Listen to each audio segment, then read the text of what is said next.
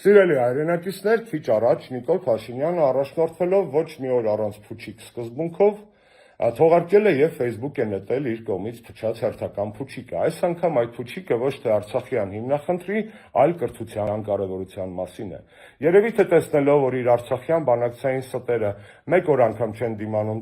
Facebook-յան տիրույթում եւ պայթում են ինչպես իրական փուչիկները, Նիկոլը որոշել է փոխել պլաստինկեն։ Ավելի մեծ հակաքարոզչություն կրթությանը, քան դրա կարևորության մասին Նիկոլ Փաշինյանի զառանցանքներն են, դժվար է պատկերացնել։ Ինչու կարծեք դուք։ Պատասխանը շատ պարզ է։ Հայաստանի ամենակիսագերագետ, ամենաթերուս, ամենաանարժեք մարդկանցից մեկը զբաղեցնում է երկրի ամենաբարձրաստիճան պաշտոնը եւ վայելում է ամենաբարեկեցիկ կյանքը իմ ու ձեր բոլորիս հարկերի հաշվին։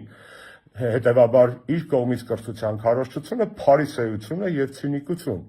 Կրթությունը իրոք կարևոր է, սիրելի հայրենակիցներ, սովորեք ձեզ համար, սովորեք լավ ապրելու համար, սովորեք լավ քաղաքացի դառնալու համար, սովորեք մարդ մնալու համար, սովորեք Նիկոլին Ինադու,